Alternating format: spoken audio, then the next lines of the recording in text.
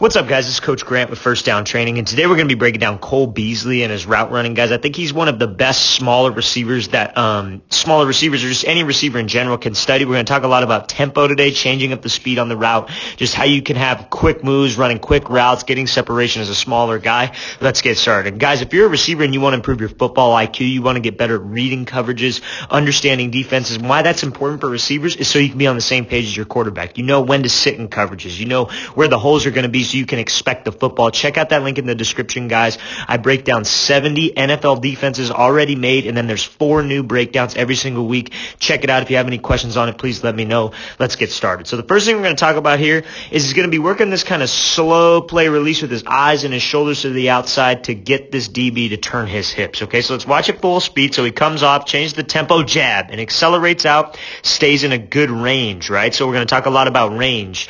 Anytime, so this is kind of a design play, right? This is for all timing purposes of the play. But let's say you guys are working, let's say you got to run a slant in the DB's inside leverage, right? Not this situation where there's motion, but let's say we're working this slide release that everybody likes.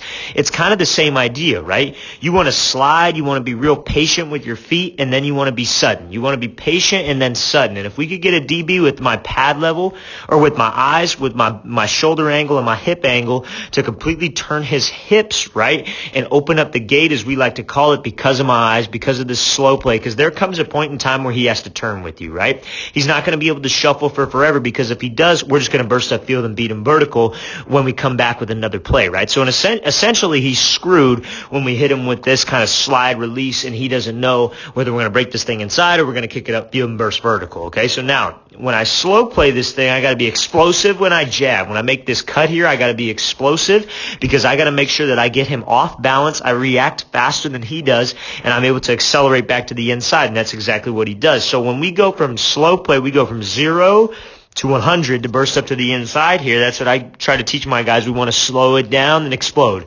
And when I explode here, you got to rip through with this opposite arm, and you see how he's avoiding the contact. He's understanding range. Smaller guys, we got to be able to understand range, understand where this DB isn't going to be able to get hands on us, right? You see how off balance he is, how together his feet are because of that slide, because of how violent his feet are. And now we got to make sure we accelerate up, and you see this is a great position to be in, but how we continue to get space when we're here is this DB's off balance. I pump my arms. I keep a good pad level. I don't slow down, and I accelerate and run through the catch, then focus on getting upfield. That's a great route here by Beasley. Let's watch it full speed one more time. So again, eyes to the outside, slow play, sudden stick, avoid that contact, and burst upfield. So now we're going to talk about how you could use your route as just kind of like a decoy, completely lull this DB to sleep, get hands off, then accelerate up. So he comes off here, slow play, kind of stops, swats the hands, gets to this out route. That's a great route here by Beasley. We're going to talk a little bit about this hand technique and how changing up the tempo can really screw with the DB, right? So he comes off the line, gives him this kind of one jab to the outside, then takes this thing slow like he's completely out of the play, right? I slow myself down. I change the tempo, right? So if I change the tempo of my feet, this DB's feet are going to stop. That's the great thing about a hesitation release, a slide release, especially when you're such a quicker guy. You're so much faster than maybe a DB. And honestly, if you guys are about the same speed, you automatically have the advantage. So this is how it always is. The DB is one of the hardest positions to play, right? So we need to take advantage of the fact that they don't know what we're going to be doing. So you come off the line of scrimmage here and you change up this tempo real slow, he might be stopping his feet, and now he's thinking, okay, he's just going to be blocking, he's just out of the play, he's not giving a full effort, we're trying to get hands on it. You see how slow his feet are, he picks up his pad level. No, I got to take advantage of this, right? And so when I snap and when I swat and get his hands off of me, I got to attack those point of control, right? So his elbow, his elbow, back of the arm, back of the shoulder, and that's exactly where he attacks. And you see how violent he is with his hands. You want violent hands, and now you see we get him way off balance, and now I got to pump my arms and I got to accelerate out, continue to get space, and I got to be fast off of this thing. That's a great job by Beasley here, changing up the tempo and working his hand technique. Let's watch it full speed one more time. So just lulls him to sleep, get the hands off, accelerate off, use his body to push yourself up into this route. So now we're going to be looking at a whip route here, okay? So we want to close the gap with the DB, especially in a goal line situation, and you see he's also going to be changing up the tempo on this route, and I want to sell like I'm running a slant route, okay? So another great guy to watch run a whip route is Keenan Allen, right? He does a great job of being fast and then getting in and out of the break fast. So he comes up here, slow play, break up to the inside, 1-2. How you got to be able to get out of a whip route 2 to 3 steps, but 2 steps is so much better because it's just you're stopping right on a dime and your hips are violent and you can shoot out. That's what I try to teach my guys, at least 2 to 3 steps. I can deal with 3. Anything more than 3, it takes too long, right? If I could get in and out of a break in 2 steps, that's very impressive, especially on a whip route, right? So he comes off here and you see how he's kind of closing the gap with this DB, right? We're attacking that midline. We're squaring him up. He's a little bit turned, right? So I'm going to be attacking this outside. I just want to make sure I get a reaction off of him when I burst to the slant. And how I get a reaction off of him is by whipping my eyes around and committing my shoulders to the slant, because everything about that says slant. On any kind of double move, I would consider this kind of like a double move, but a post corner, out and up, sluggo. The first portion of the route has got to sell to everybody that you're running that specific route, right? So he comes off here, eyes, commits those eyes. What does that do to this DB? His eyes are alert. He's going to try to drive on this slant, and I commit my shoulders here. So now he comes off this thing. That's stick 1, 2, 3, and he's dropping on the 3rd step here. His inside, his right leg here is where he's dropping his hips, and you see how he drops here in a real low explosive position, bringing his chin to his knee. He's not leaning back. What a lot of people do when they try to drop is they drop their butt too low and they pick their chest up and they lean back, and that's not explosive. You're not getting any explosiveness there. You want to go forward, right? You want to drop your hips and try to bring your chin to your knee and go forward. And you see how he's hooking that opposite leg around. When you drop on a whip route and you want to get out of it in 2 steps, you got to hook your left foot around like this. You got to drop on the right, hook the left around. Now you see how his toes are straight forward. What a lot of people do on this, and this is an easy mistake, they'll drop on the right, but when they bring this left foot around, their toe is facing the opposite sideline. And then they take another extra false step and it comes out 3 because they're not in a position to drive straight out. But you see, because he dropped and because he hooked that leg around, you see his shin angles are both pointed towards the outside. And that's what's going to get him some acceleration out. And the low man's going to win, right? So who's lower right now? Beasley, because of how violent he drops his hips, how explosive he is when he drops down. And you see how he goes 1, 2, and he's able to just drive off of this leg. We want to be able to push off of this leg right here and pump my arms and accelerate out, and the ball's out on time. That's a great route by Cole Beasley. Let's watch this thing full speed one more time. So again, coming off here, break up to the inside, 1, 2. Hook that inside or that outside leg around and accelerate off the break. Okay, so now again, we're going to talk about changing speeds on this route, right? How it's going to lull this DB to sleep, how it's going to get his feet to stop, and then how again we could drop right on a dime. So we're coming here, snap it down, 3 steps that time, and then burst back up to the inside. Okay, so now we'll be looking here. So what does he do? We're in this situation where we're in this catch technique with this DB, right? He wants us to come at him so he could get hands, screw up the timing, and then he wins, right? That's his whole goal of this press coverage concept. So he comes off here and he's closing the gap with him, right?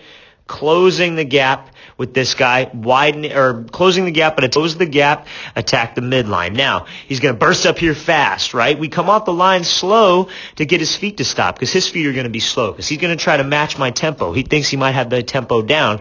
Then I kick up into second gear on this out route, and you see how he commits his shoulders, commits his hips. Now, he might be thinking 2 things. He might be thinking out, or he might be thinking wheel because he's not looking back for the ball. So he's going to still stay over the top, and now he looks back for the ball. Now he's thinking out route. Now he wants to drive on this thing. We're not out, but probably like a flat route. And he's thinking, I don't want to let this thing happen. I don't want him to catch this ball out here. Just turn up real quick and put this ball over the pylon. So he's getting on his high horse here and trying to trying to blow up this play, trying to come over the top and make a play on this thing because I sold this thing with my eyes and with my shoulders.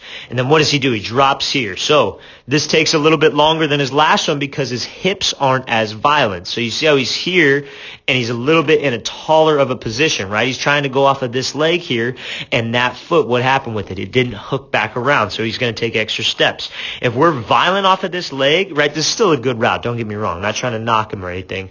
But if you're more violent with this leg and you really hook that right one around, your hips are going to be square and you'll be able to drive back out. But because he comes here and he's a little soft with it, 2, 3, 4, now he's in that position, but we could have gotten to this position in 2 steps, right? Just like how you saw in the whip wrap before in this clip. Anytime we're making a break like this where I got to drop and hook back around, I want my hips to be as violent as possible. I want to hook my outside leg back around so I could drive off of this inside arch. But you see the separation he's able to get and then accelerating out with the ball out on time. It's a great route here by Beasley. Just think he could have been more violent with his hips, right? You want to really drop and hook the outside leg around. In this case, you want to hook your right leg around so you could just push and try to get your toes squared up to the quarterback or squared up to the opposite end zone so you can drive and push out. Okay, so let's watch this thing full speed here. Comes inside. 1, 2, 3, 4. Let's try to get it in 2 steps here. Okay, that's the main thing. So we're going to talk about this release off the line of scrimmage here. Again, he's off the ball, so he's got some room to work with this DB. So we could close the gap with 1 step here, and then he's going to go left, right, hopefully get this guy to lean a little bit, take the inside release, then make this catch on this slant. So let's watch it full speed. So 1, 2, 3, get him to lean, and then late hands over the middle. That's a great route here, great technically sound play. So again, he comes off the line of scrimmage here, right? Great pad level. You see where his weight is, right? Most of his weight, 70%, is on that front leg. That's how we get off the ball fast, right? Comes off the line here. 1, 2, 3. Now, when he makes that 2-3, it's quick, right? But you see his upper half. His upper half is very violent. His upper half rotates because look where that DB's looking, right? Looking right at that number. So when we move that number and I'm quick with that number and I'm sudden with my feet, more than likely to get him to hesitate outside. And I don't need to break his ankles right here. I just got to keep the same timing with my quarterback. Let my hands at the top of the route, let my route running, let the moves that I have at the top of the route get my separation as well. I don't need to completely break him and waste some time and make 85 moves right here. It's just a simple left, right, left, thinking in thirds, get him to lean outside, and now he's got his weight on this leg. Now he's reaching. Again, smaller receivers got to understand the range that we need to play in, right? And so now he's bursting over the middle. And the one thing I want you to see right here is he's not sticking his hands up right now. He waits till the last possible second when he's in traffic, right? This is how you catch in traffic. You don't throw your hands up super early. You wait till the last possible second so this DB doesn't have any time to react, any time to swat your hands and rip this thing out. That's a great job here by Beasley. Let's watch this route again full speed. So left, right, left, accelerate, understand range, late hands over the middle. Let's watch it again. 1, 2, 3, accelerate over the middle, late hands. Great route here by Beasley. All right, guys, I really want to thank you for watching. I really appreciate it, guys. Please leave in the comments any questions you guys have or anybody you'd like to see me break down next. I'd really appreciate that. I'll make sure to get back to you, and I'll see you guys next time.